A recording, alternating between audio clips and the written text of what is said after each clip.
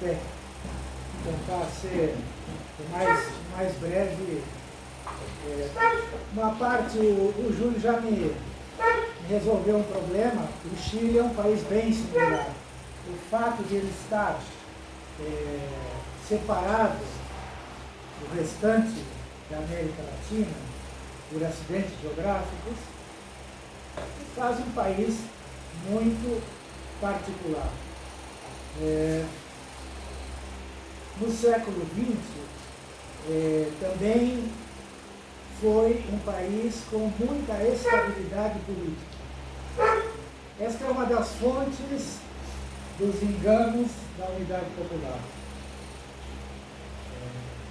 De que as instituições políticas do Estado burguês tinham condições de suportar uma transição pacífica, indolor. Eles nunca falavam em indolor, mas transição ao socialismo. Desapropriar os ricos, muito pacífico não pode ser, mas é o que diziam.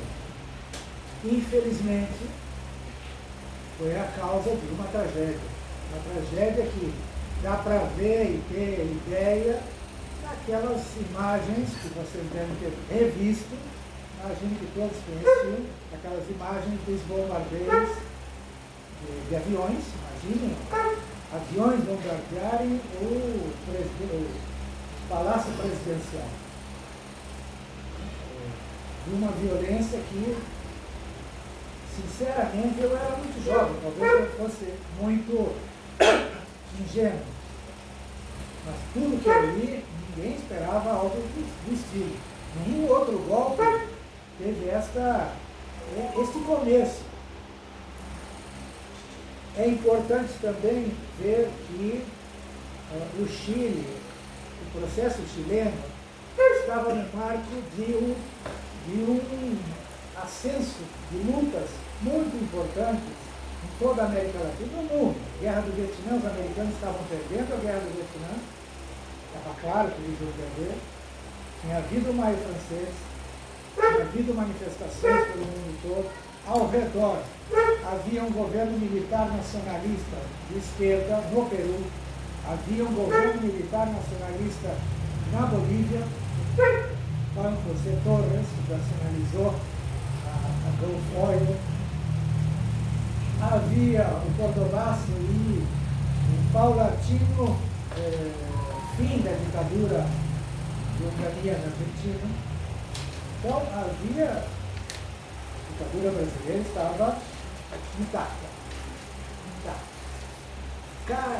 Coincidentemente, o golpe da qual a ditadura brasileira participou, com muito destaque, se não der tempo de registrar isso, há materiais muito bons sobre isso, começou um processo de abertura que acabaria no final da ditadura brasileira.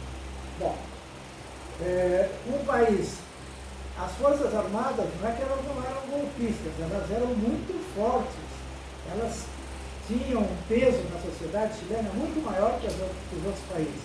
E tinham intervido em vários momentos, em vários massacres. Começou o século XX, massacre de Santa Maria de Iquique. Vocês devem ter visto aquela cantata de Santa Maria de Iquique, aquela música maravilhosa, que é sobre isso. São 3.000 operários do salitre massacrados por lutar por salário.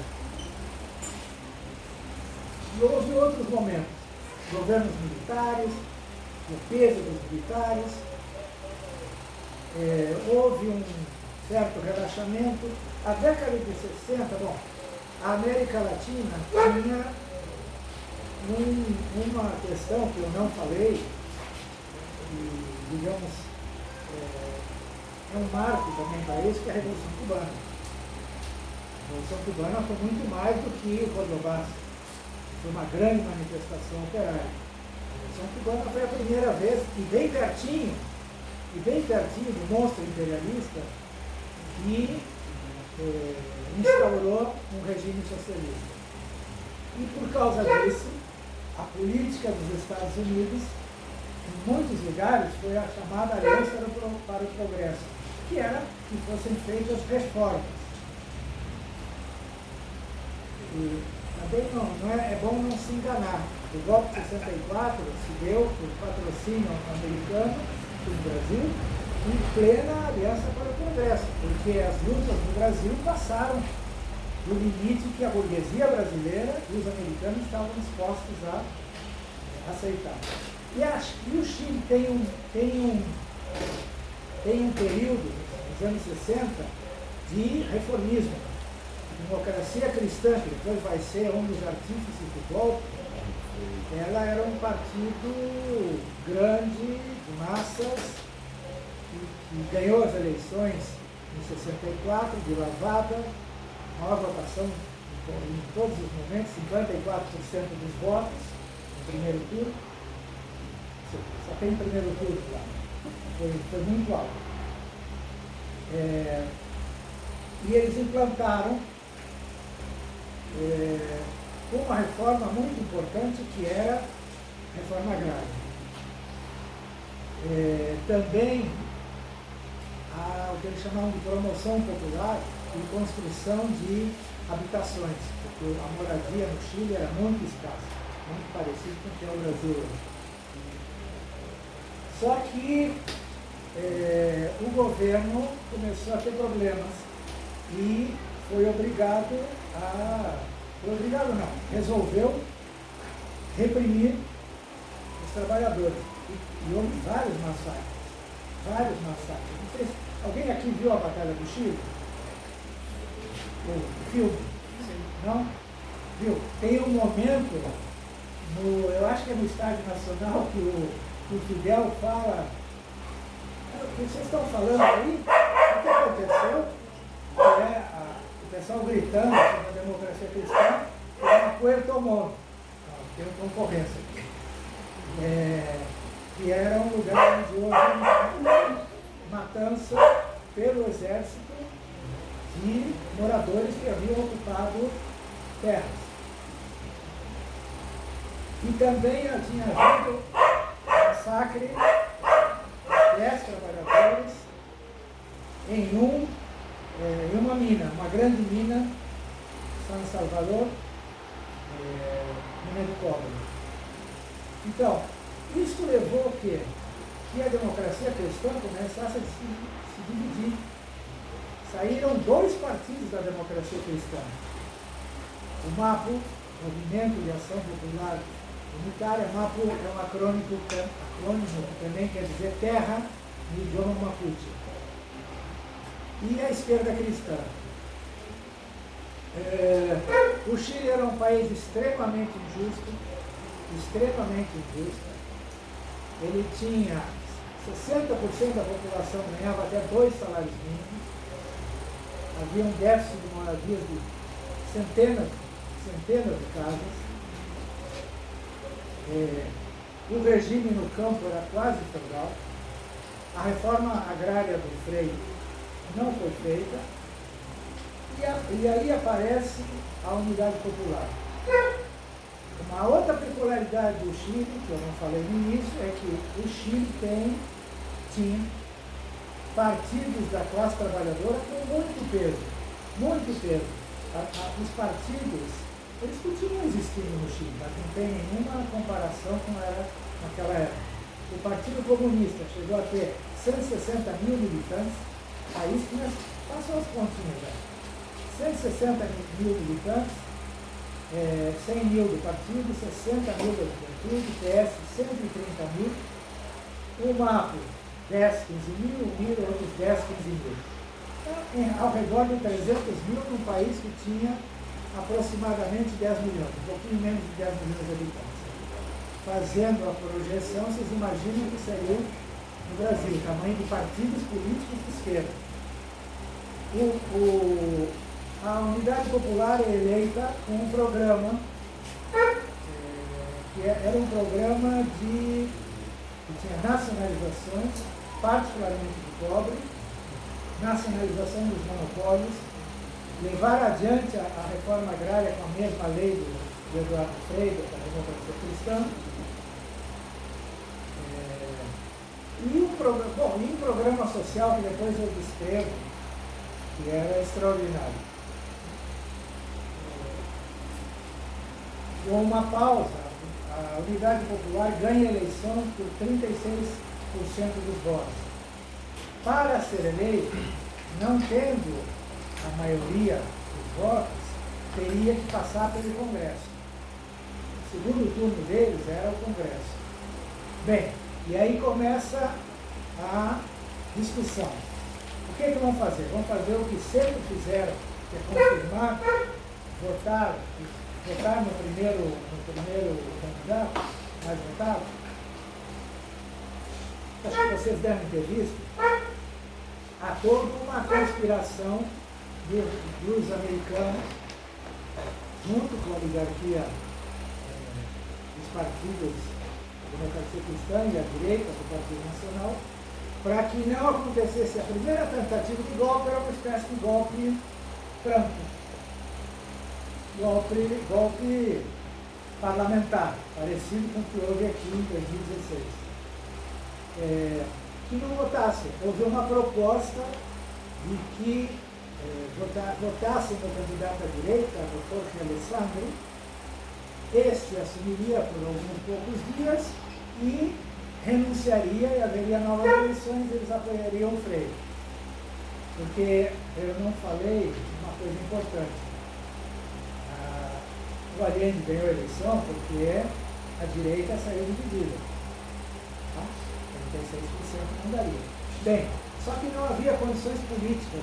A Democracia Cristã não pode aceitar isso porque dividiria o partido. O Partido Democrata Cristão, primeiro ele se dividiu, depois eles tiveram que colocar um cara bem à esquerda, Radomiro Tomic, que fez um programa muito parecido com o Allende, socialismo comunitário, etc. Bom, não deu certo, houve uma última tentativa, que era... Havia uma questão. O Exército, digamos, a cúpula dos generais do Exército, eles haviam uma tradição muito de cumprir a hierarquia de forma extrema no Exército chileno, estilo prussiano. Então foram os alemães que os treinaram no início do século. E o comandante do Exército, René Schneider, ele estava contra fazer qualquer coisa. Então, um grupo de militantes de Pátria e Liberdade, um grupo fascista, ele tenta sequestrar o general, ele reage e é assassinado. O resultado foi que não havia condições mais de qualquer tentativa, mas, digamos, era um elemento para tirar conclusões. Havia mais generais envolvidos. Eu me adianto um pouco, prenderam gente, inclusive o general Viot, ex-general Viot, que tinha tentado um golpe em 69, não falei por ele foi liberado pela Corte Suprema logo depois da posse do Allende. Então, são vários elementos que mostravam que a história dos militares constitucionalistas e reais era um erro muito grave. Bem, a Unidade Popular coloca em pauta, coloca em ação o seu programa. Eles publicam um programa de 40 medidas. 40 medidas que eram o tipo de medida que um governo de esquerda deveria fazer, o estilo, para, no momento em que ele está mais popular, ele implementar isso. Incluir a população toda que não estava incluída na Previdência, aumentar os salários acima da inflação. Tem uma que é impressionante e é emblemática. Havia um grave problema de desnutrição infantil, pois foi implantado um programa de dar meio litro de leite para cada criança até 7 anos, todas as mães grávidas e as que estavam amamentando. Em um ano, 3 milhões, mais de 3 milhões de crianças estavam recebendo isso. Num país que não produzia esse leite, tinha que importar o leite. E que os estudos mostram que reduziu a mortalidade infantil. Em um ano conseguiu diminuir. Ou seja, estava no caminho e para estes aumentos, levar os cálculos de que cerca de 10% do produto interno bruto foi transferido para os mais pobres. 10%. Isso é muito difícil de fazer. Inclusive uma revolução quente teria dificuldade de fazer isso. Talvez tenham conseguido porque não havia tanta crise. Não importa, mas é um fato. Estou colocando tudo os elementos positivos. E, do ponto de vista econômico, o mais importante foi a nacionalização do cobre. O problema do cobre é um problema conhecido no Chile. Muita tradição. Então havia um apoio muito grande à nacionalização do cobre. Tanto é que o Frei fez a chilenização do cobre. Só que a chilenização era comprar as ações das companhias em condições vantajosas. Comprava metade. E elas lucraram mais com a metade das ações do que quando antes. O programa a proposta de nacionalização foi aprovada por unanimidade. Veja, ninguém se atreveu a aprovar. E aí vem o grave problema. Qual o grave problema? Tá bom, nacionalizou. E pagamento. A gente teve uma sacada genial. Não, nós vamos pagar. Só vamos descontar os lucros extraordinários. E isso foi aprovado no Congresso. E foi feito um cálculo por um órgão, Controladoria da República, que era um órgão bem reacionário, aprovou os cálculos do alheio. Os cálculos do alheio davam que as empresas teriam que pagar para o Chile. Ou seja, estava lendo outro dia, quando informaram ao embaixador americano disso, Collor, um golpista, senhor, disse que pressão. Bom, foi uma ação, a partir daí, os americanos não estavam, eles estavam a favor de impedir o governo chileno por causa do Chile, por causa do entorno da América Latina e por causa de duas coisas que se sabe nos documentos secretos do Kissinger, o assassino que está vivo agora há 100 anos. Que é que ele dizia, olha, o problema, nós estamos preocupados com o Chile, o problema maior é a França e a Itália, onde os partidos comunistas estavam próximos de chegar no poder eleitoral. Era sério o tema. Bom, e eles começaram a boicotar abertamente, acabar com o Chile era um país muito dependente dos créditos americanos. O Chile dependia das peças de reposição americanas, dos empréstimos. E cortaram tudo. Além disso, fizeram uma manobra para baixar o preço do cobre no mercado internacional. O Chile era responsável por 70% da produção. Bem, agora eu me refiro, primeiro, um outro reflexo dessa mudança de humor. Nós, aqui no tema do governo Bolsonaro, a gente gostaria que ele perdesse influência durante o governo Lula. Infelizmente, o governo Lula não fez esse tipo de blitzkrieg para ganhar. E deu certo, hein? Dos 36% passou eleitoralmente para 51%, 50,2% nas eleições de abril de 1971, eleições municipais. Era um momento para tentar alguma reforma mais audaz. Aqui, a Unidade Popular não fez isso. Era um grande momento. É normal que o governo perca popularidade. O grande fenômeno que foi gerado foi o seguinte: havia um grande entusiasmo pela posse de Allende, o programa implementado foi muito importante.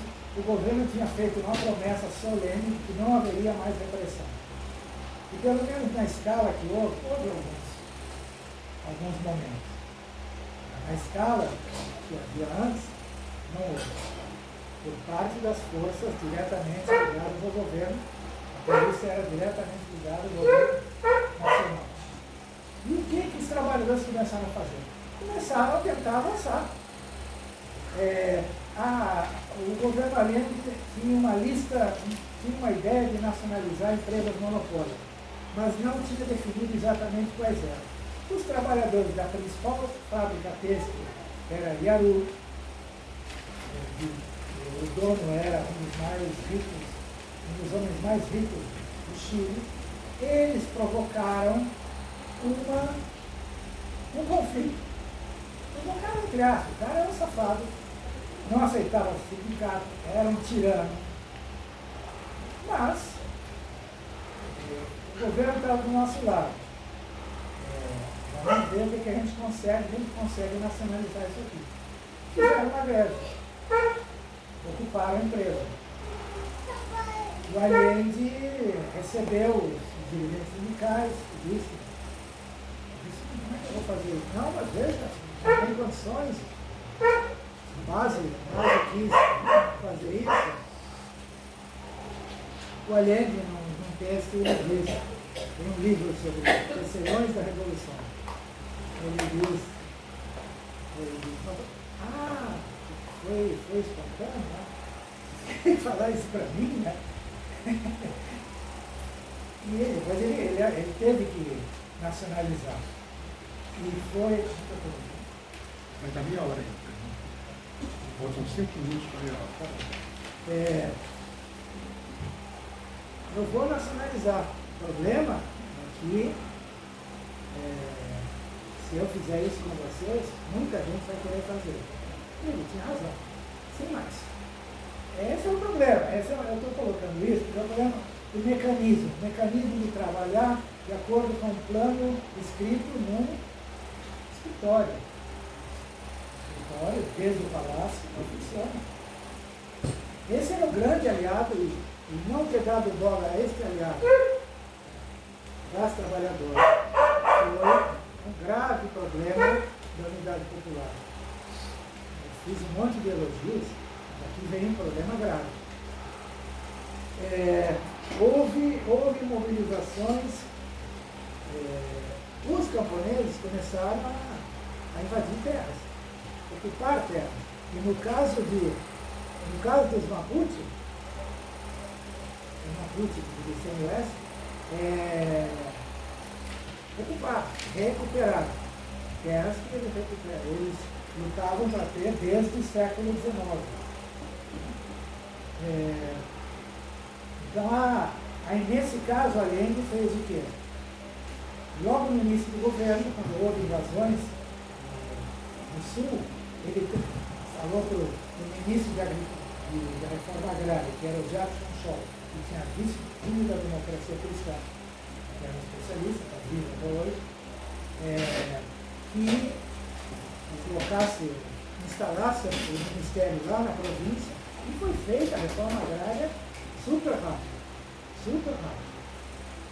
Bem, Agora, há um segundo defeito básico, fundamental do programa, no tema da aliança de classes. A burguesia nacional, que era considerada como aliada, como progressista, patriótica, é bem a linha do stalinismo, bem a linha do stalinismo. Não quis fazer isso. E qual a forma deles fazerem isso? Em primeiro lugar, deixa de investir, tenta esvaziar as empresas,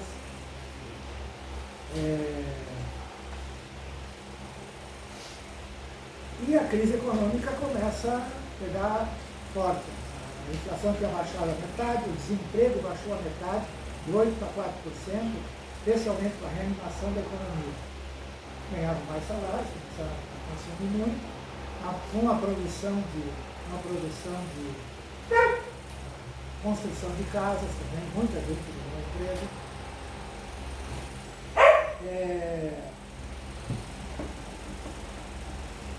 E a Unidade Popular, em 72, resolve recuar para poder fazer um acordo com a democracia cristã. E recuar era, em primeiro lugar, mudar o ministro da Economia, que era um independente, ligado à ala mais à esquerda da Unidade Popular, e colocou Jordano Milhas, que era do PSOL. E começaram a recuar e não querer mais nacionalizar empresas. E negociar com a democracia cristã. Agora,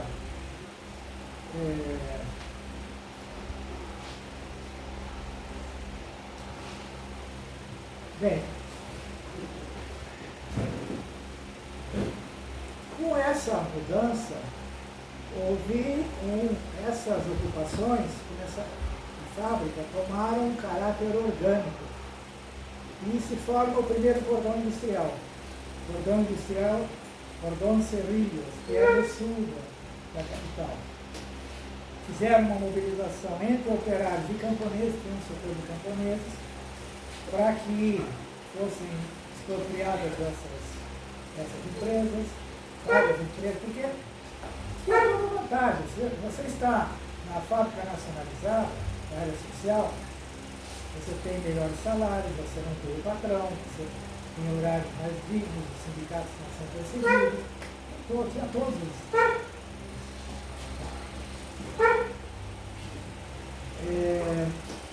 E começam as mobilizações.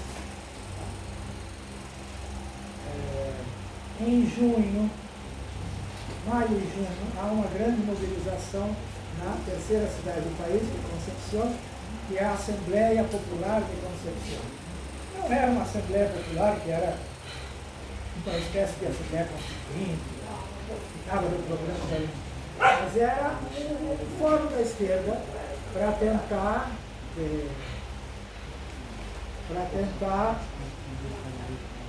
impulsionar de novo o governo. E o Allende responde, eu não sei se é um pequeno parágrafo para ver como era a relação do governo com o movimento de massa. É uma relação paternalista. Me apoiem, venham em manifestações, gritem o que nós estamos dizendo, mas não tomar o país em suas mãos. Uma Assembleia Popular autenticamente revolucionária concentra nela a plenitude da representação do povo. Por conseguinte, assume todos os poderes, não só o deliberante, também o de governar. Em outras experiências históricas, surgiu como um poder dual, contra o poder social reacionário, sem base social e sumido na impotência. Pensar em algo semelhante no Chile, nesses momentos, é absurdo.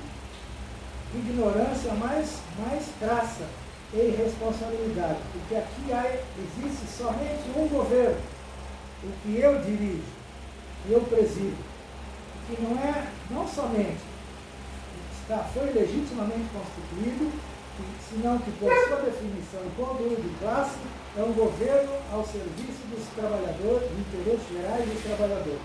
e com a mais profunda consciência revolucionária, não tolerarei que nada nem ninguém atente contra a plenitude do legítimo governo do país. Isso foi publicado no principal jornal do país.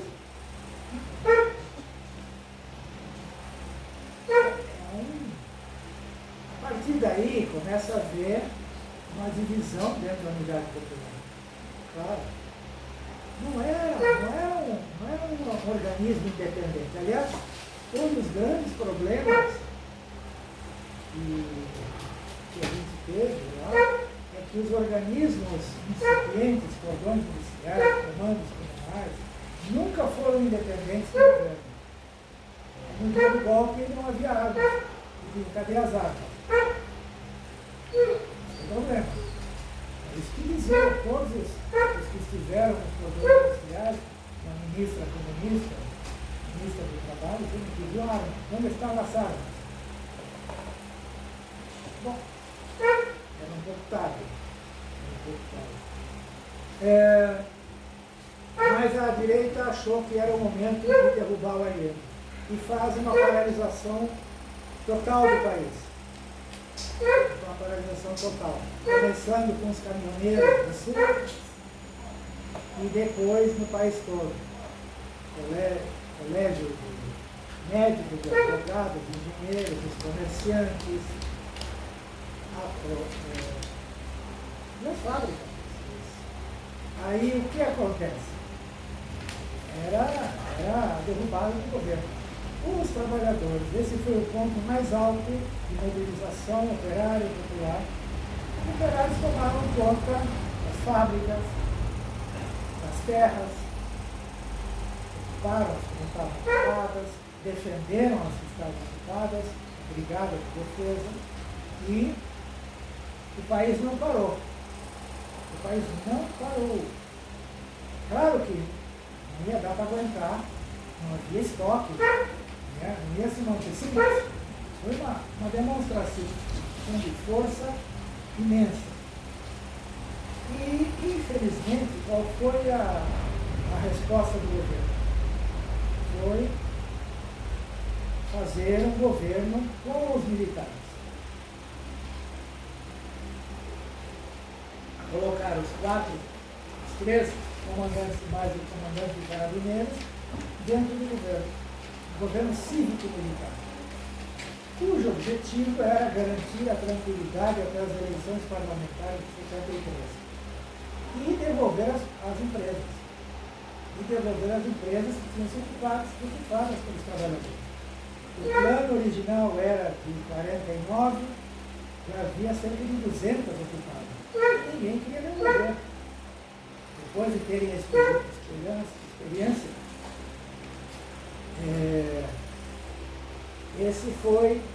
Outro dia eu estive estudando muito nesse período, e um companheiro de 73, Jurandir, que foi um dos fundadores do fundo do partido, ele me mandou um material que era do Hugo Blanco sobre o balanço de 73. E ele é uma entrevista que faz o Hugo Blanco, depois eu mando, eu tenho os PDFs, e ele dizia uma coisa muito importante. Eu achava que era isso, mas ele dizendo que o momento mais forte foi este do paro, da paralisação, do lockout patronal, em que a classe trabalhadora se mostrou forte. E que depois eles só estavam se defendendo. O Hugo fazia trabalho dentro dos poderes industriais. O Blanco, acho que vocês sabem quem foi. O Ligueiro, líder camponês, estava lá. Bem, as eleições parlamentares de março de 73, o objetivo da direita era conquistar os 2/3, eles não tinham, para fazer o impeachment. Uma campanha duríssima, muito dinheiro do imperialismo americano, e ela foi, a Unidade Popular não só manteve os 36, como chegou a 43, quase 44%. Era a minoria, mas não tinha como dar. E aí foi uma festa popular, o que se fez? A direita, aí ela começou a inspirar direta, ela se unificou pelo golpe. Se antes das eleições a democracia cristã queria tentar a via legal, não, aí acabou. Então os meses seguintes são os meses de preparação do golpe. Vou ser telegráfico, há vários eventos. Um evento muito importante houve uma greve corporativa de uma das minas de cobre, El Teniente, que sozinha era responsável por 20% das exportações do país. 20%. É uma greve que eles pediam. Então era um pouco. Eles estavam pedindo, pela letra, eles tinham uma chamada escala móvel. Era o reajuste deles e o que todo mundo tinha recebido. Pela letra da lei, se fosse um problema de consciência política, não deviam fazer isso. Agora, é uma dúvida que eu continuo tendo. Eu perguntei para alguns veteranos, eles são para me dizer. Eu vi um livro muito interessante, um chileno, que é Fernando Mírias, e que ele diz assim, não, claro que era uma greve econômica exagerada, mas não dava para fazer isso. Não havia condições políticas. O que acontece? Olha o desastre que acontece. A Unidade Popular, os militantes da Unidade Popular em Rancagua, onde era a mina, eles apoiaram a greve. Aí depois vieram, chamaram eles para... Eles foram furar a greve. E outras minas que eram ligadas... Os mineiros tinham uma tradição. Quando uma mina grande sai à luta, todas saem juntas. Em solidariedade. E isso quebrou uma votação que foi por 100 votos, em Titicaca, que é outra grande mina no norte. Bom, o resultado é que os mineiros fizeram marcha em direção a Santiago, apoiados pela direita, receberam, todos os direitistas receberam. Qual o problema disso? Houve uma divisão brutal da classe trabalhadora. Em outubro, vocês se virem no documentário, estou fazendo propaganda, tem legendagem em português, ele faz a entrevista. Você é um democrata cristão, você está a favor está contra o paro? Estou a favor dos trabalhadores. Mas você está contra o paro? Eu digo, não, estou a favor dos trabalhadores. Ele também não era nenhum estúpido, mas estava a favor de seguir lutando e de não entregar as fábricas, fazer as fábricas funcionarem. E aí já era. Agora, organizar um golpe não é fácil, não é assim. Então, havia outras coisas no caminho. Saiu, eu faço a propaganda, o Esquerda Online publicou uma série de artigos e vai continuar, possivelmente, se a gente conseguir, neste mês, sobre o golpe. Um deles é de um especialista sobre os marinheiros constitucionalistas, que eram marinheiros que já tinham uma organização própria nos barcos, eram centenas de marinheiros, e observavam o que os marinheiros, o que os oficiais estavam fazendo, a ligação deles com a Operação Unitas. A Operação Unitas foi no Chile, eles estavam ali nas costas do Chile, ajudando, dando suporte ao golpe, preparando o golpe. Eles vão chegar em tempo. E os marinheiros pediram uma reunião com Miguel Henrique Zumiro, Altamirano de PS e o Oscar Garreton do MAP. Os três que eram da esquerda da Unidade Popular e fora da Unidade Popular. E eles disseram, não, eles vão dar um golpe. Nós queremos ocupar os barcos antes que eles deem o golpe. O Gavetone, acho que o Altamirano e o Gavetone disseram, não, mas é melhor dar depois deles ocuparem. É um absurdo. Tá. E o Miguel não disse nada. Bom, mas não deram nenhuma resposta, ficaram de dar uma resposta. Não deram resposta e houve um golpe, tentativa de golpe, no 29 de junho. Um golpe que fracassou. Fracassou porque não havia uma coordenação. Mas havia sintomas de que a coisa não estava bem. Os comandantes de guarnições não falaram nada. Ficaram quietinhos. Pinochet, se vocês virem, Pinochet participa da repressão ao perto do Allende, do Prats, etc. Bom, naquela noite, esta eu estava lá.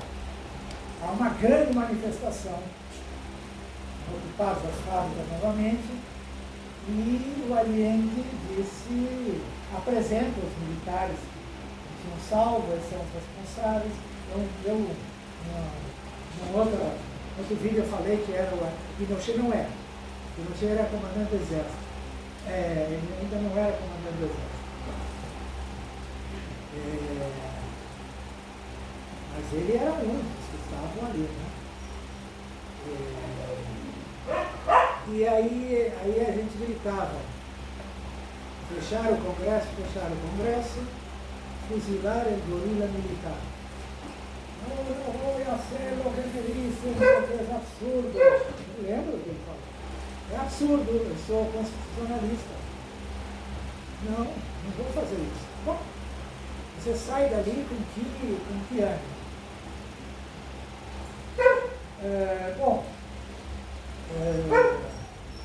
E ainda ele forma um novo governo militar, os militares, dia 5 de agosto.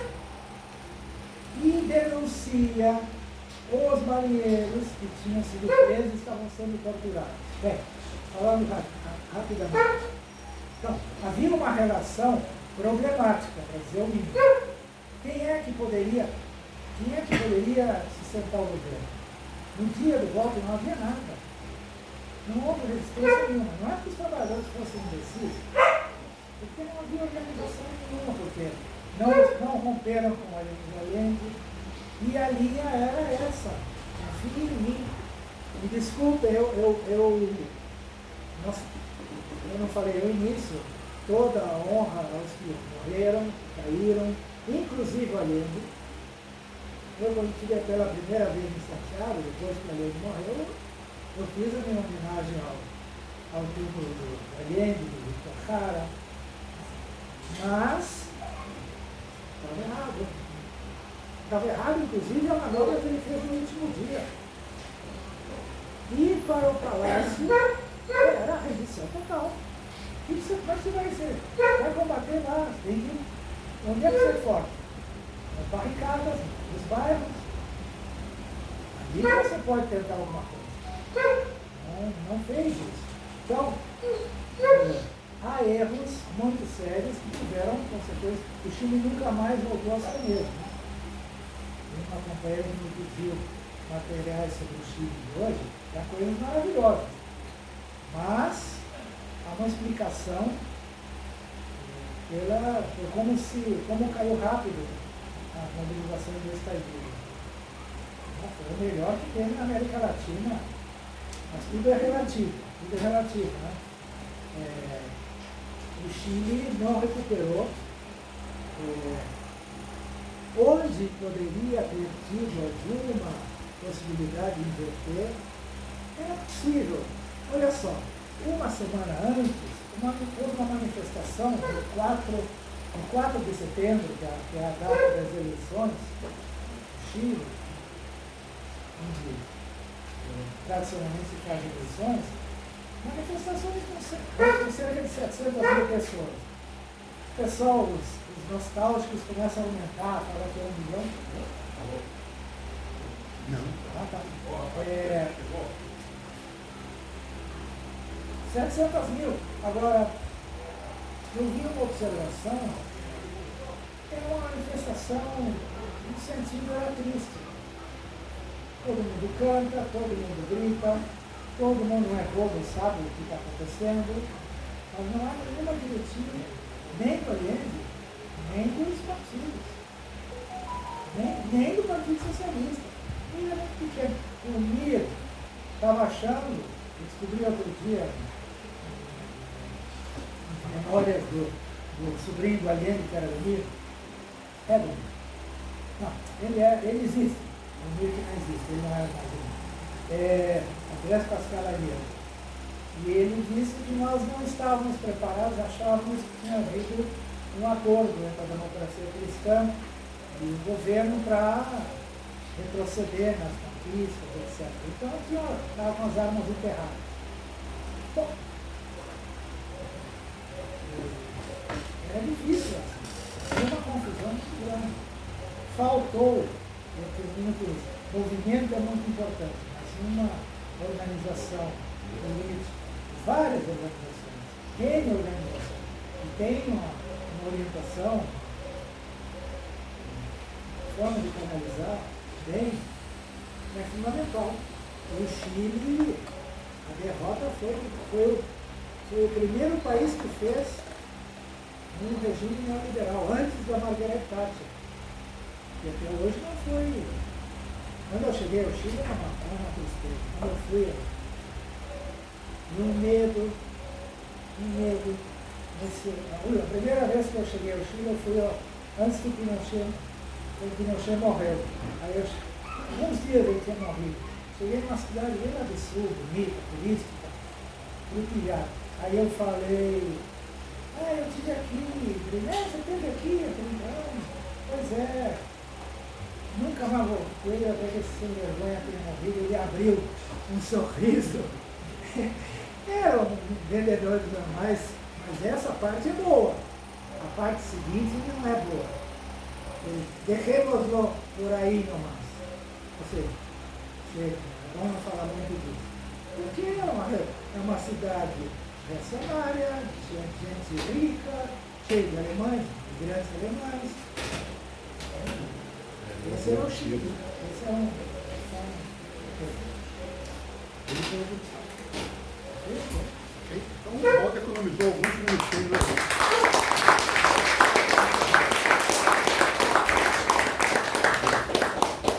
Então, pessoal, vamos, para a gente também não se perder também só na palestra, nós vamos ter outros eventos, eu estou pensando em abrir 8 intervenções de 3 minutos cada uma, e depois o Valvo tem 15 minutos para fazer o fechamento. Tá bem? Pode ser?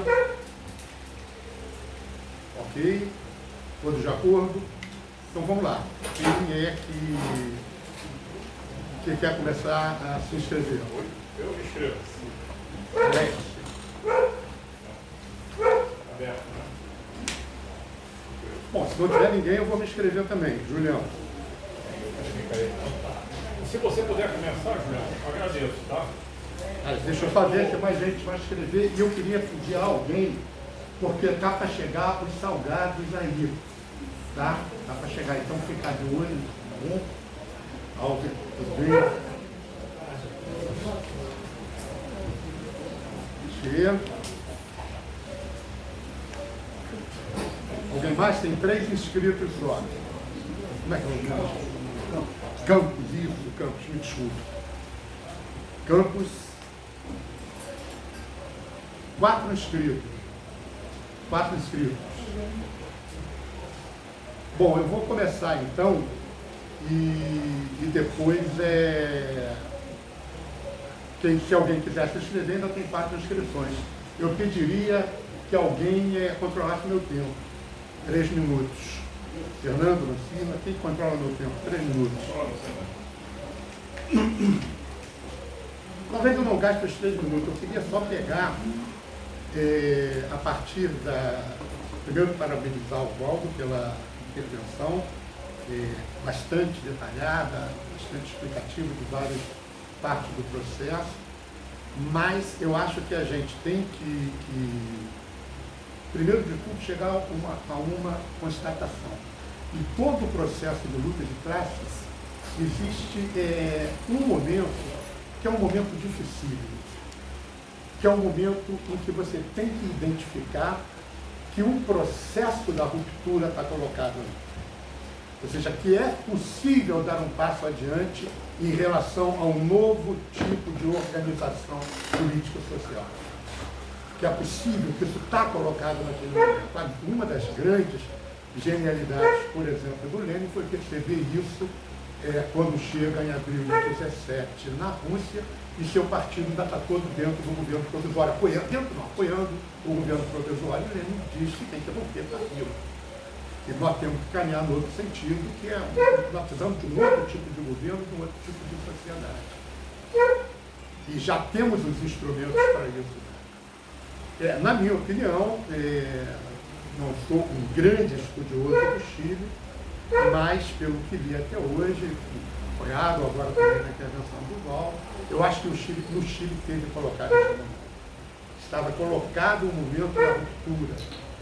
E só não se deu, não é porque a gente não tinha um Lenin, mas é porque nós não tínhamos uma organização tipo a organização que Lenin tinha. Era uma organização bolchevique, uma organização amadurecida no processo da luta de classes e com possibilidade de centralizadamente dar uma orientação num sentido claro que a classe estava querendo, não que é uma orientação para a classe seguir, a orientação que a classe estava querendo, porque não precisava da orientação para a classe pegar as armas, a classe estava pedindo as armas, mas precisava ter uma organização que desse a orientação das armas à classe. Então, o Chile foi um dos grandes momentos em que nós vivemos e que a revolução teve colocada e que o fato dela não acontecer, não se dar, contribui para todo o empantanamento mundial que nós temos no mundo, não só no processo chileno, mas no mundo todo. Porque um novo processo revolucionário no Chile, vindo com a força que vinha e com a classe operária à frente, retomando aspectos clássicos do processo revolucionário, poderia ser um norte para o mundo inteiro e um novo reavivamento, inclusive, para uma organização internacional de peso.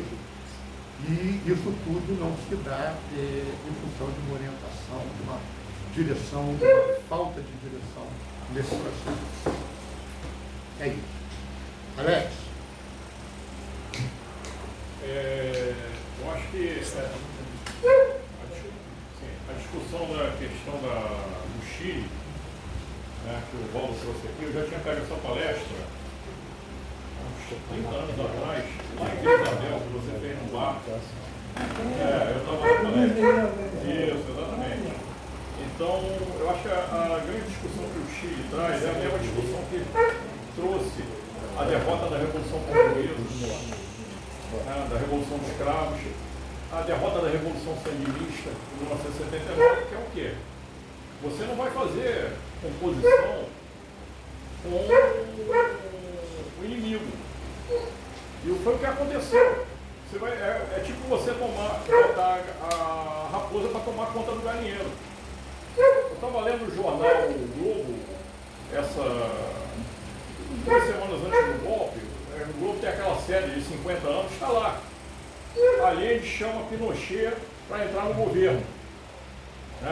O Pinochet passa a ser parte do governo 16, 17 dias antes do golpe. Parte integrante, não somente um membro das Forças Armadas, mas parte integrante do governo. Então, quando você vê isso, dá essa tragédia. Essa tragédia aconteceu não somente no Chile, depois com a traição da Revolução Portuguesa, com a traição da Revolução Sandinista. E hoje nós estamos aí numa situação, como o próprio Júlio colocou aqui, nós poderíamos estar numa situação muito melhor se o processo chileno fosse vitorioso. A gente, aqui nesse recinto aqui, pelo menos 17, 18 companheiros vieram das lições do Chile. Todos nós passamos pela convergência socialista. 18 aqui passaram pela convergência socialista, e que foi a partir das lições do Chile, que se formou o ponto de partida, depois se formou a Liga Operária, PST, Convergência, Movimento Convergência Socialista. E eu acho que a grande questão que nós temos que travar daqui para frente, principalmente agora nós estamos enfrentando um governo novamente com colaboração de classe, né? Nós estamos enfrentando, isso é um debate que tem que ser feito, é que é derrota na certa. Não tem outra situação, não, vai ter uma chancezinha para a gente. Não tem chancezinha. Não tem chancezinha. Toda vez que fez um governo de colaboração de classe, um governo de frente popular, a classe saiu derrotada. Ela pode não sair derrotada num processo imediato ou sangrento, como foi do Chile, mas ela vai sair derrotada mais na frente. Então eu queria falar isso, queria parabenizar a presença do companheiro Valdo aqui, né? Que foi um testemunho ocular e militante, não só testemunho ocular, militante no processo chileno, né? E que a gente tem que pegar os aprendizados da história e aplicar. No momento atual, nós temos uma situação que nós temos que aplicar, que é construir o lado dos trabalhadores aqui no Brasil, que não é o lado dessa polêmica, somos anti-bolsonaristas até a medula, né, até a última raiz do cabelo, mas não é a polêmica entre de um lado ou de outro. Nosso lado é o lado da classe trabalhadora. Obrigado, Alex. No tempo, Tiro. Primeiramente aqui, boa tarde a todos. Agradecer aí ao Centro Cultural Otávio Brandão, tá? Acho que é uma iniciativa importante. O Valdo é parte daquele que o Alex falou, né? O nosso tronco, a parte de alguns aqui do tronco histórico, que a gente está aqui, eu acho que o companheiro aqui em loco viveu esse processo, outros que também viveram, mas caíram no clube quotidiano, enfim. Então acho que é um processo muito importante e acho que conhecer esse processo é muito necessário e a esquerda brasileira, na minha opinião, conhece muito pouco. Quando se fala no processo da unidade popular, abre-se um sorriso e uma alegria da recuperação da chamada via socialista no Chile, o caminho chileno ao socialismo, que foi um socialismo, um caminho orientado pela institucionalidade. Isso é inegável.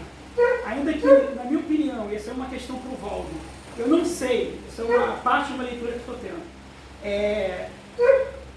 se não, a história, sou historiador, eu sei disso, mas acaso houvesse uma resistência armada, houvesse as armas, o momento que a América Latina vivia, 73, era um momento de ascenso? E parece que não. Em 73 já tinha uma ditadura no Brasil, já tinha um golpe militar na Bolívia em 64, no Uruguai se caminhava para o processo golpista, na Argentina tinha aquele massacre de Trelew, nunca sei qual, Trelew, que também apontava 4 anos depois. Então, por mais que os cordões industriais, talvez foi onde teve o poder popular, a auto-organização, a tensão de movimento, a ruptura, eu não sei se isoladamente, é uma questão, haveria condições de resistência muito grande, haveria necessidade de resistência, acho que a crítica está correta. O Allende caminhou por um caminho, que é o caminho heróico, foi para a maneira, mas deveria ser o caminho com a base. E eu pergunto o seguinte, hoje está se discutindo, tem um documentário do Globo News, acho que todos viram, o grande irmão, o papel, todos sabem, dos Estados Unidos, do imperialismo norte-americano, mas também do papel protagonista do Brasil, não só na exportação da tortura, pau de arara, mas na própria organização militar antes do golpe. Então acho que entender esse processo, eu estou tentando entender, é ver que houve sim, na minha opinião, a maior derrota histórica da classe trabalhadora no continente, não só como se chama, da tortura, da violência, mas também do ultraneoliberalismo, para concluir, e talvez o maior movimento, não sei se o Valdo concorda, a maior gestação de um processo revolucionário na América do Sul, talvez só, não sei se rivalizando com a Revolução Boliviana de 52, eu queria que você traçasse. Talvez no Chile houve esse processo que talvez fosse alguma coisa para além da institucionalidade. Eu queria, pergunta, o papel das esquerdas. Eu queria que você falasse um pouquinho mais, que ficou As organizações de esquerda, eu tenho dúvidas. Ok. Sempre a gente coloca, faltou a direção ou partido, mas havia organizações consequentes da classe, com erros, como o MIR chileno. Tá? Eu acho que é importante entender, como que esse partido trabalhou com os limites. Por favor. Boa tarde, companheiros, companheiras. Eu também quero saudar o CCOB pelos 20 anos, saudar o companheiro Valdo, que traz as suas experiências, as suas considerações para a nossa reflexão a respeito do que aconteceu no Chile, do golpe, né, o grande massacre. E a gente não pode deixar de olhar o Chile, terra Chile, sem olhar o continente e as propostas que são conduzidas pelo imperialismo para atuar exatamente junto às burguesias, né, para o massacre e escravidão da classe trabalhadora.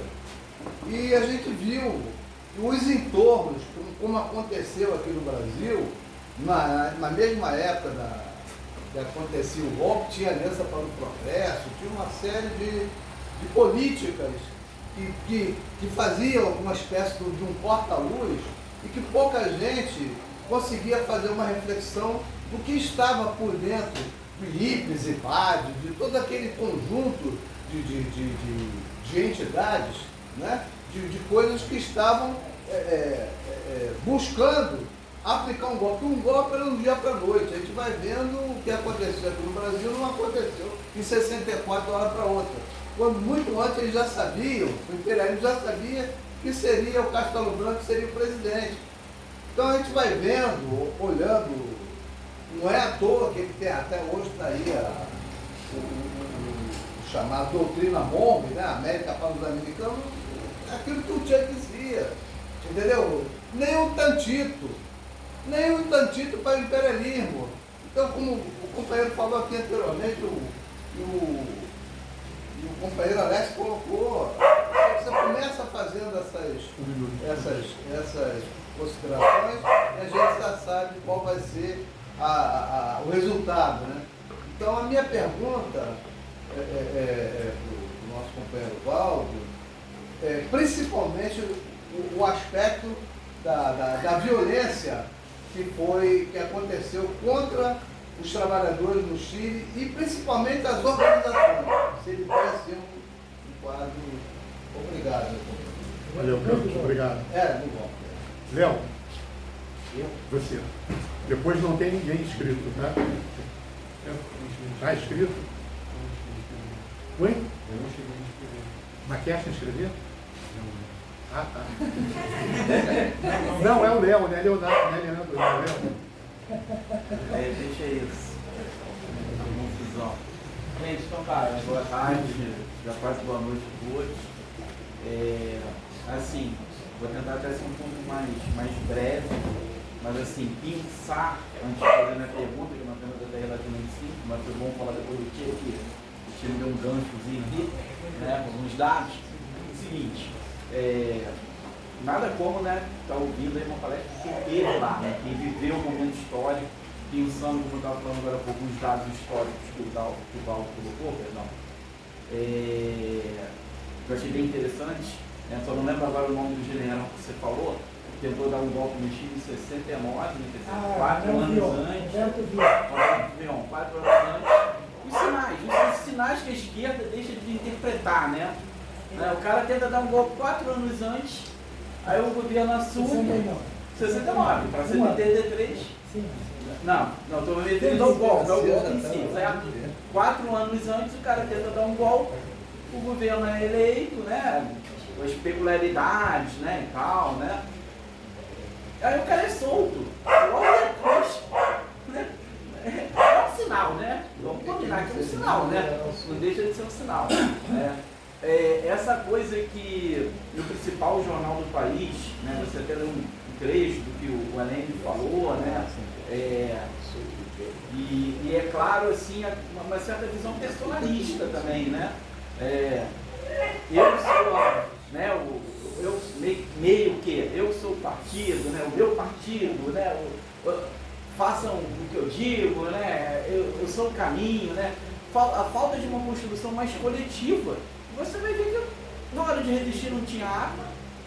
Muito parecido com 64 aqui, né? Porque os estudantes foram lá pro campus da UFRJ, só tomaram tiro, porra de bomba, né? Por aí vai. Certo? Então eu acho que traçar esses paralelos são importantes, né? Muito importante. E aí por fim colocar a minha.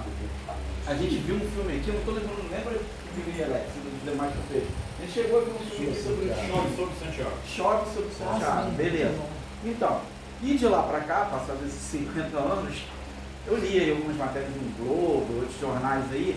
Eu queria que você falasse um pouco, com certeza você sabe muito melhor do que eu, Valdo, sobre a participação da nossa ditadura brasileira no apoio ao golpe chileno. Se você pudesse nos dar um histórico disso aí, eu acho que seria bastante enriquecedor. Valeu. Obrigado, Léo. Não tem mais ninguém inscrito. Ninguém mais quer falar? Então vamos passar a palavra para o Valdo fazer aqui o encerramento. 15 minutos, tá bom? Menos tempo, menos salgadinho. Bom, vamos lá. Vou começar pelo choque direto aqui. Era possível derrotar o golpe? Não, choque direto não. É uma pergunta extremamente importante e que não há respostas. A questão é tanto que se fez, como viu o companheiro aqui, né? O tom paternalista, eu isso, eu aquilo, quer dizer. Não. Olha, os ataques que o PC fazia, qualquer mobilização, chamar de agentes da contra-revolução, é bem o estilo, Eles eram a ala mais à direita, junto com a Lenin. Por isso havia, deve ter lido, que havia duas alas, né? Os rupturistas e os conciliadores. Verdade.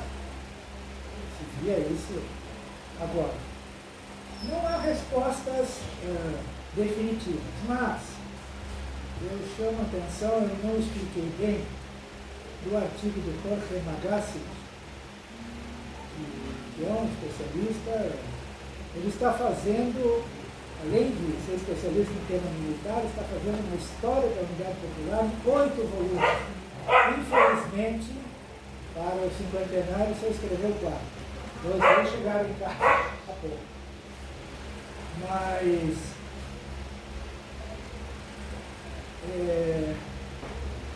a situação da América Latina não é uma situação de cerco. Não sei se eu falei para ti, acho que eu não falei aqui, não é de cerco. Ao norte tinha o Peru, o país mais forte, um dos dois mais fortes, era o Peru com o Velasco Alvarado, que era um militar nacionalista de esquerda. E depois, em 75, foi derrubado por uma ala mais à direita. Isso é outra história. E que tinha dito que não ia, que queria boas relações. O Chile teve guerras com os outros países. Então, no Peru, ele perdeu o território. Então, estava com uma boa linha, inclusive o Torres também, até que foi deposto. A Argentina, o mais interessante é a Argentina. A Argentina estava, nos últimos anos, estava a ditadura de Lanús, que tinha implementado um programa de abertura gradual, que permitiu o Perón voltar ao país e para ser o Perón eleito. Não foi o Perón, foi um cara mais à esquerda, foi o Câmpora, depois o Perón. Mas eu só não lembro exatamente, mas eu tenho certeza que eu li, eu tenho que achar exatamente, e parece que foi um enviado americano sondando o Lanús se faria alguma. Vocês estão malucos, eu não quero Vietnã na minha fronteira. Não é bem assim, não é desse. As burguesias, especialmente, se eu estivesse falando do Equador, dos países centro-americanos, tudo bem, mas os países como a Argentina, como o Peru, não são pequenos países. Então, não é, tem seus próprios interesses. O Chile também. O Chile também. A chilena não é, ela teve um papel fundamental no golpe. Ela deu o golpe.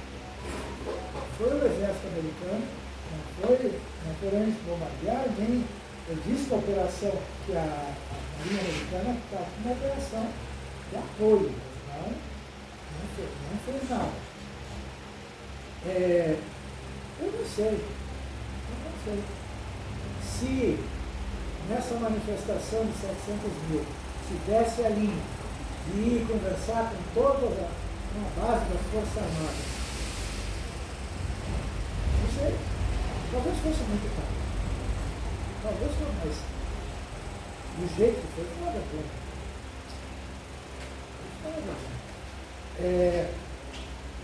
Tem mais duas coisas. Lá no tema militar, tem um elemento muito importante. Em outubro de 72, foi aprovado na Câmara,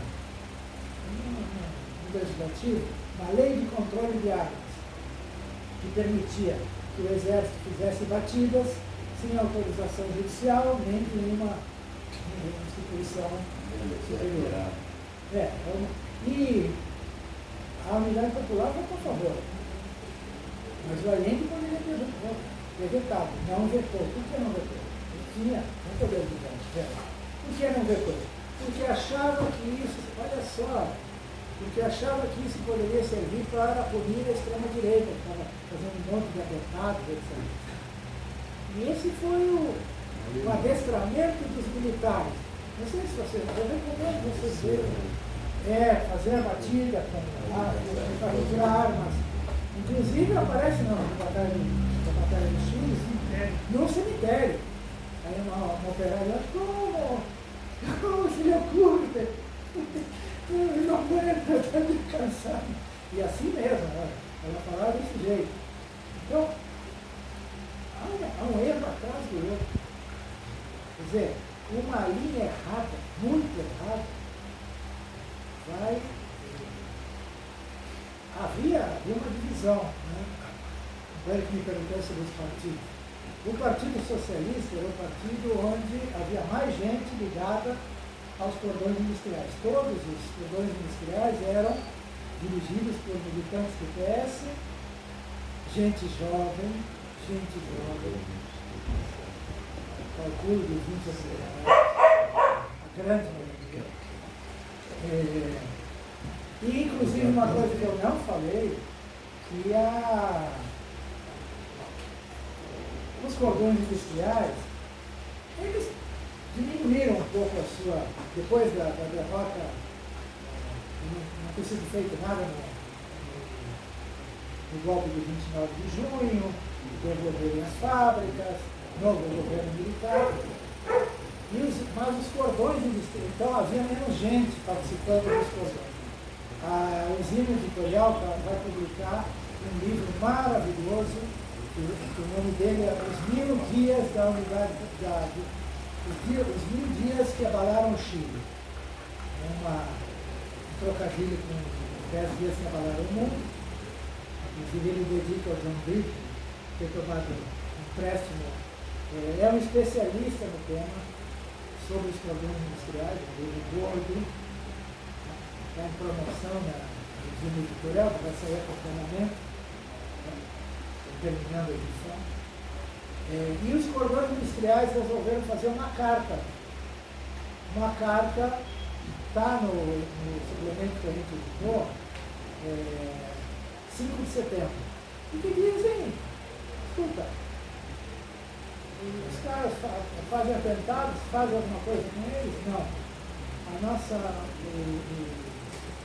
As fábricas são tomadas pelos militares, fazem alguma coisa com isso? Ou seja, é o máximo que a classe trabalhadora chegou para questionar do ambiente. É aquela história. Apoiaremos na medida em que, um tom bem duro. Foi massa. Não foi uma carta feita sem muita gente, não havia muito acesso para fazer uma assembleia desse tamanho em cada condão, não. Os dirigentes fizeram, bom, ainda bem que fizeram. Dizem que foi o Altamirano que escreveu. E disse, por favor, que o nome dele não aparecesse. O Altamirano era o dirigente do PS, a esquerda do PS. E ele tinha uma linha dupla. Ele fazia, mas ao mesmo tempo estava no governo. Estava no governo. Então era uma coisa. Não era o que se precisava no momento. O Mir, eu era do Mir. Muita gente honesta, heróica. O problema do Mir é que ele tinha uma linha que era difícil de conquistar a gente desse jeito. Muito sectária, militarista. Como você fazer? Era o momento de ter reuniões bem amplas da organização. Tinha reuniões das frentes de massa, que é onde eu estava. Cheguei a participar de reuniões, uma reunião com o Aurélio, com o Reinaldo, quietinho, né? Tinha 20 anos. Mas o MIR não era uma alternativa desse ponto de vista. E mais importante, qual era a campanha a fazer depois do 29 de junho? Um golpe simples, que é o que escreveu um companheiro fundador da Liga Operária, Jorge Pinheiro, também vamos colocar a centralizada. Que é isso? Tudo contra o golpe. Criticar o PC quando eu lutar contra o golpe.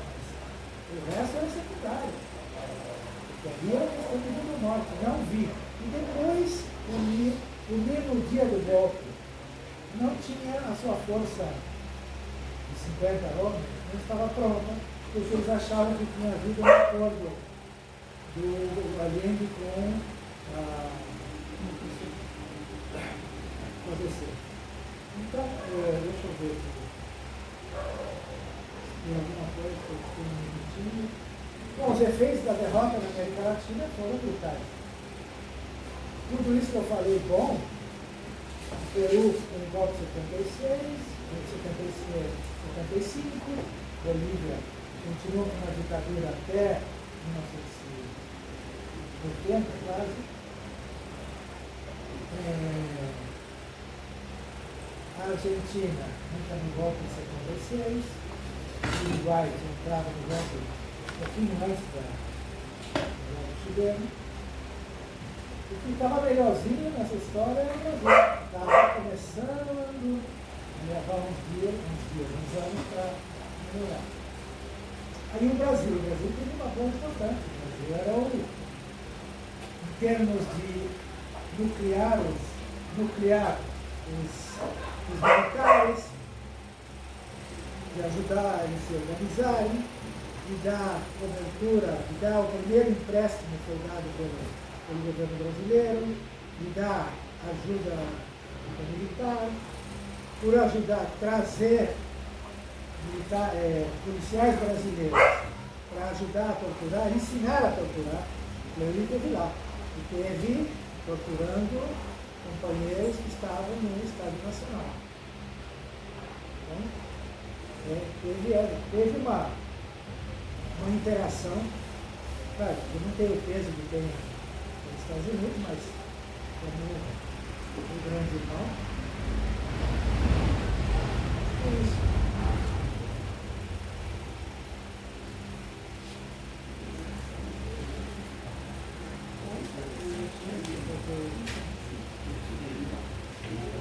Entrou a violência após o Copom, eu fiquei lá até 1º de outubro. Tive sorte. Me reuni com o pessoal da MIR e tal. Tem reunião na frente encontro na frente do Ministério da Defesa, que é inacreditável. foi lá, mas tá, deu certo. É um lugar mais improvável. Tirei a barba. Obrigado. E bom, depois foram 3.000 mortos, 1.000 desaparecidos. Um companheiro do Chile organizou, ajudou a organizar a DINA. Eles explodiram o General Prats, o Orlando Letelier. Muito obrigado pela sessão. Hein?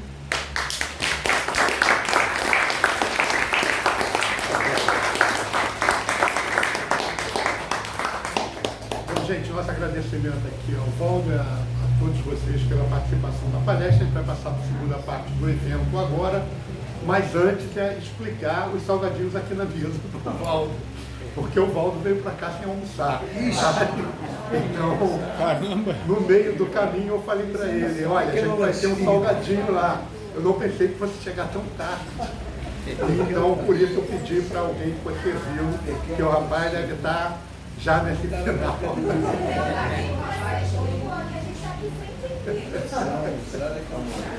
Bom, gente, vamos passar então as nossas homenagens aos nossos camaradas, a entrega das medalhas. A gente quer começar a entrega das medalhas entregando ao camarada José Braz, que vai ser entregue pelo camarada Ney Nunes. Braz, as palavras do Ney já serão suficientes para descrevê-los, mas Braz é um gráfico, lutador histórico pelo socialismo e um exemplo de luta e de vida. O exemplo de luta e de vida. E eu chamo o Braz para vir à mesa para receber a medalha entregue pelo Ney. Só um minutinho antes do Ney entregar, eu pediria o pessoal, hein, Hernani? Chama o pessoal todo aqui, que a gente vai fazer agora uma homenagem ao Braz aqui, que é um companheiro. Chama o pessoal todo lá atrás para vir aqui, nós vamos fazer uma homenagem agora aqui ao Braz. Tá? E outra coisa, precisa de alguém para fotografar. Não, chama o pessoal, Rodrigo, o pessoal. Não é o salgado não, é o pessoal. Chama lá o Nelson, chama lá o Marcão, todo mundo aqui. Só um minutinho, tá, Ney? Pode dar um minutinho aqui. Mas aqui não dá para virar.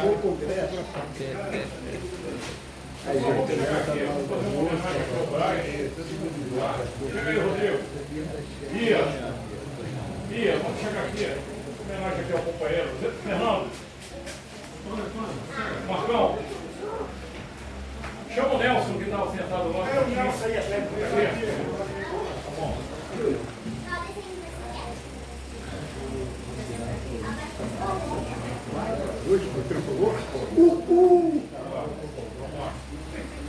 Pessoal, senta aí, se espalha. Tá? Vai falar agora aqui o companheiro Ney sobre aqui a homenagem que nós estamos fazendo na medalha do Centro Cultural Otávio Brandão, companheiro José Braz. Fala, Ney. Bom, dizer que eu estou muito feliz.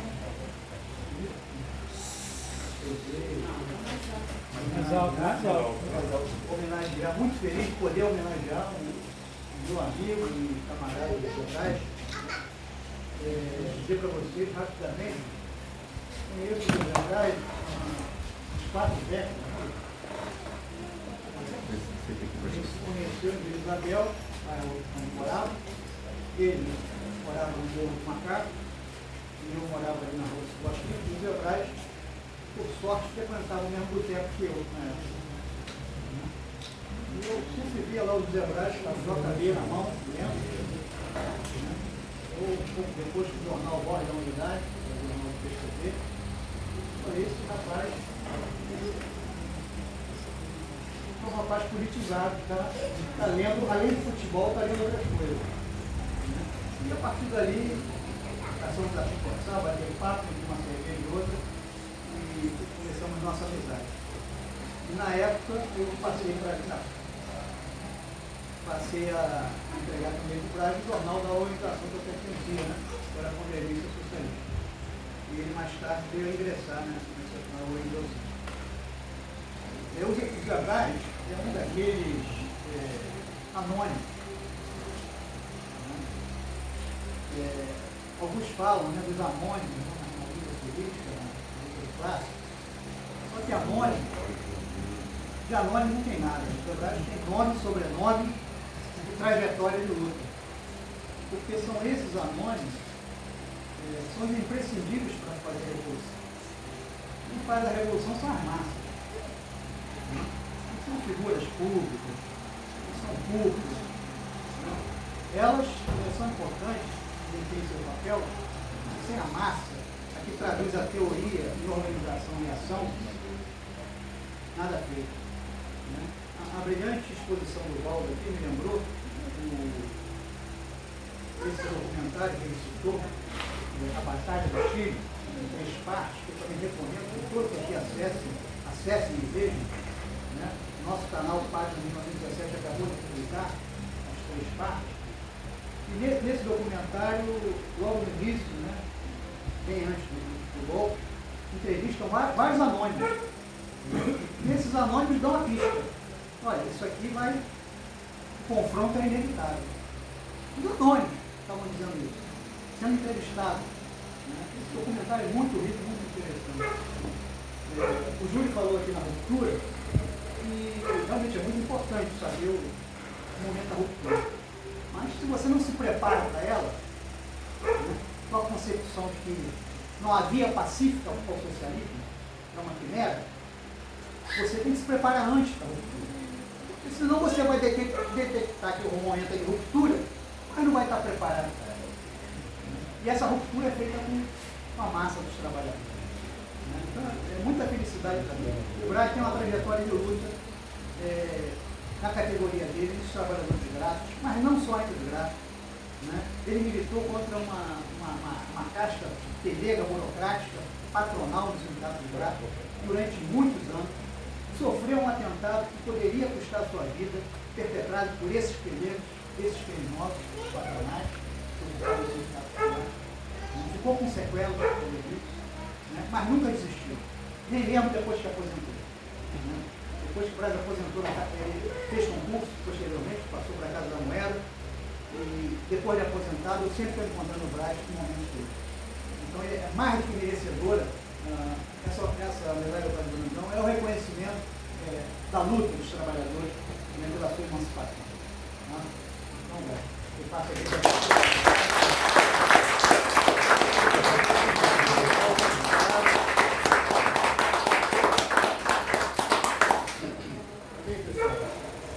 Primeiro eu gostaria de agradecer, né, pela medalha.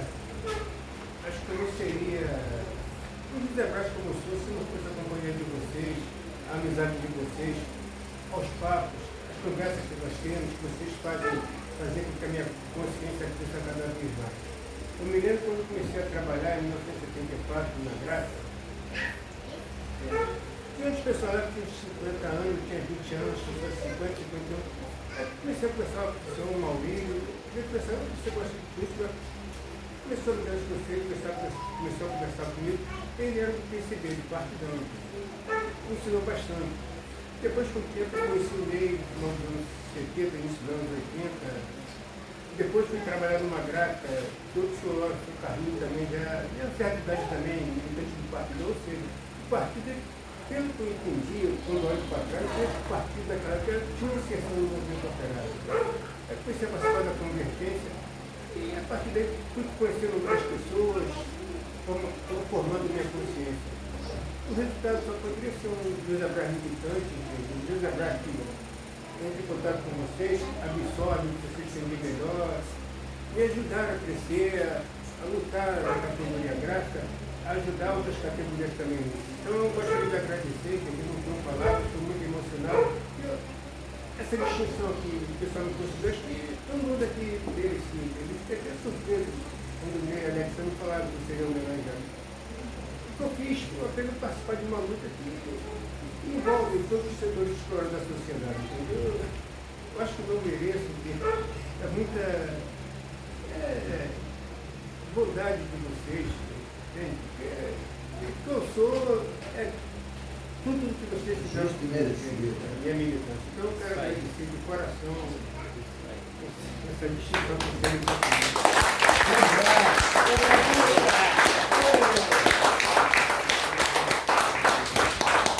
Pessoal, não sai ainda não, tá?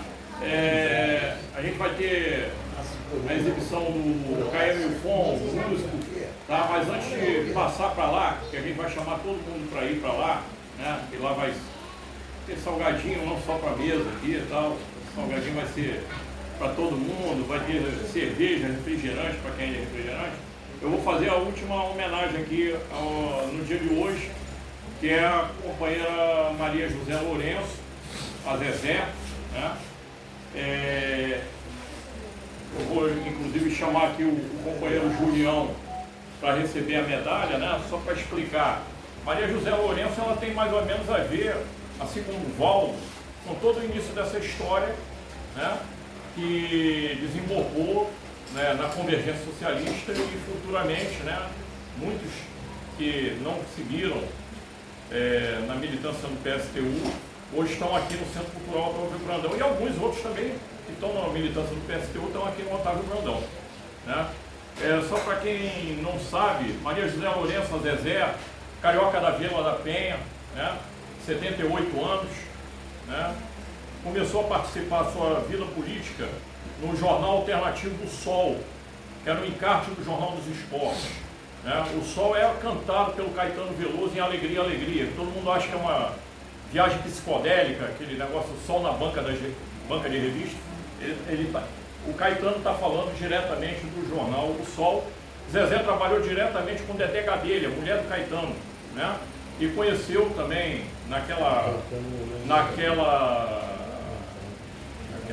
aquele pessoal que cercava o Sol, né? Conheceu a Maria Carpo, né? Que é autor de um dos principais livros, a história da literatura ocidental, né? O austríaco, filósofo austríaco Otto Maria Carpo, né?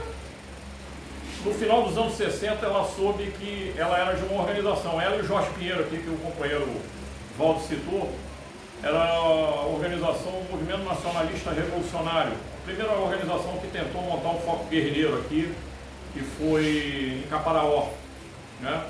E ela fazia a seguinte tarefa, ela era obrigada, a tarefa dela era entrar em contato com os militantes que estavam presos, fazer comunicação com presos. Ela soube que ia cair. No que ela soube que ela ia cair, ela foi para o exterior. Bom, aí tem toda a história que vem aqui no Brasil, né? Quando Mário Pedrosa, exilado no consulado chileno aqui no Flamengo, né? Ele entra em contato com dois militantes que faziam uma autocrítica da luta armada que estavam lá dentro também, pedindo exílio político ao Chile, né? Que era Jones de Freitas e Túlio Roberto Quintiliano Cardoso. Esses companheiros entram em contato com Mário Pedrosa e fazem toda uma crítica em relação à questão da teoria foquista. E vão para o exílio, Pedrosa vai para o exílio, Pedrosa apresenta a esses companheiros Hugo Blanco, que o companheiro Valdo citou aqui, grande líder camponês, peruano, né? E Zezé junto com Valdo vem depois, junto com Jones de Freitas, com Valderez Duarte, com Jorge Pinheiro, né? E com Enio Buttioni, formam o ponto de partida. No início chega a ter dois pontos de partida, ponto de partida 1, ponto de partida 2, até que eles se unificam. E nesse período, a discussão era intervir ou não intervir no processo chileno. E a Zezé era do ponto de partida que era a favor de intervir no processo chileno, e ela entra numa fábrica, no cordão industrial de Vicuna Maquenha, né? Ela passa a trabalhar como operária no cordão industrial de Vicuna Maquenha, né? E vem um golpe, né? Os operários pedindo arma e vem um golpe. E segundo o que ela me relatou, eu tive um depoimento dela, que pena que eu não gravei, mas um depoimento bastante longo na UERJ há 29 anos atrás. Ela me coloca que a orientação do Pinochet era bombardear não só o La Moneda, era bombardear as fábricas, principalmente o cordão industrial de Vicuna Maquenha, porque lá só tinha comunista, tinha que acabar com eles. Bem, a partir de 1973, final de 73, eles vão para a Argentina. Na Argentina, em contato com o Nahuel Moreno, né? O Moreno era contrário, né? Achava prematuro, mas eles voltam para o Brasil em 74 e fundam a Liga Operária com o seu informativo, Independência Operária.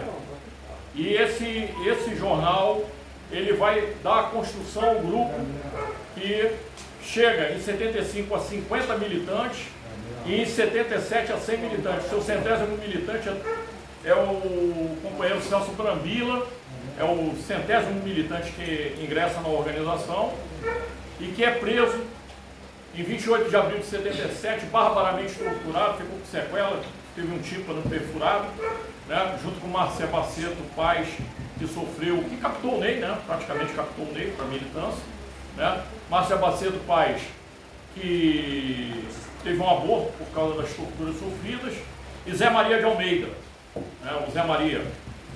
Né, e a partir daí se firma uma política da Liga Operária, que vai desembocar numa intervenção dentro do jornal Versus, Jornal Cultural Versus, e juntamente com isso na fundação, na formação da Convergência Socialista.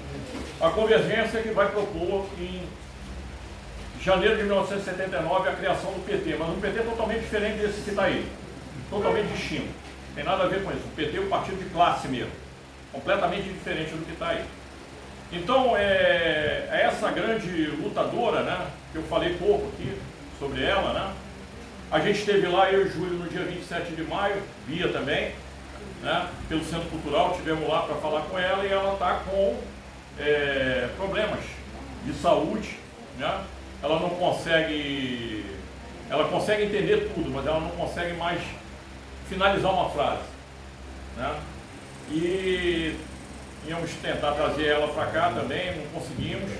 Então, por toda a sua trajetória, né, e principalmente também pelo companheiro Jorge, que está ali junto com ela, né, dando todo o suporte nesse momento difícil, como todo o suporte que ele deu em boa parte da vida dela, né, nós estamos fazendo aqui a homenagem a Zezé, entregando a medalha. Vou entregar aqui para o Julião, que foi um dos companheiros mais próximos a Zezé, né, que teve junto aí em muitas batalhas, não só externas, mas internas, né? Eu estou entregando também essa medalha do Centro Cultural Otávio Brandão, a Maria José Lourenço, a Zezé, ao companheiro aqui, Julião.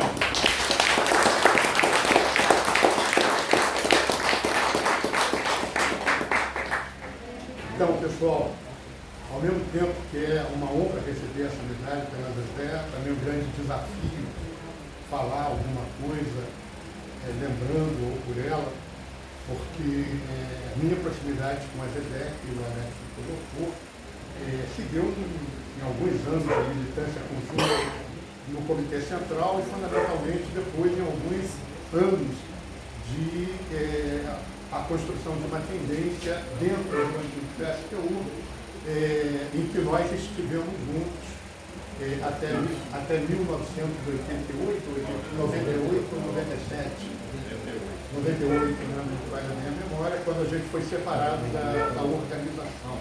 Esse grupamento aqui do Rio de Janeiro, do qual eu fazia parte, que exercia um papel de direção, que pegava vários companheiros da Regional Operária do Rio, e a Zezé que dirigia uma parte do ABC lá no Rio de Janeiro, lá no São Paulo. E a Zezé é uma mulher desse tamanho, pequenininha, mas quando fala e quando brilha, parece um monstro. É uma pessoa de uma garra que aquele tamanho dela você não vê, ela cresce na tua frente.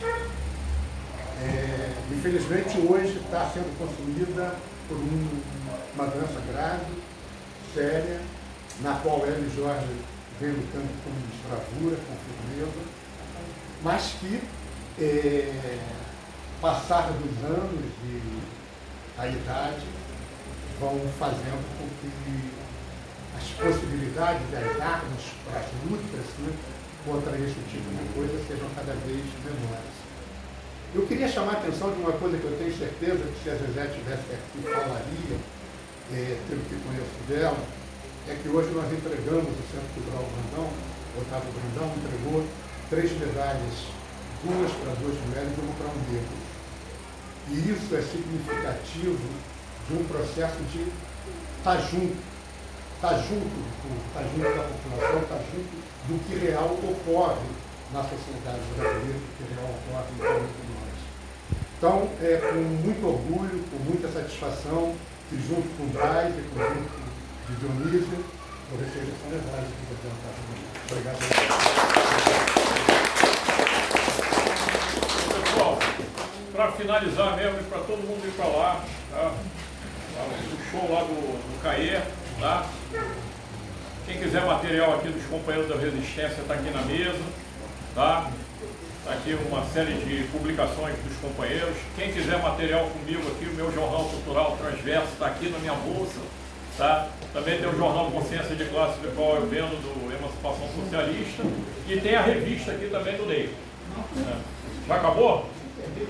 Tá bom.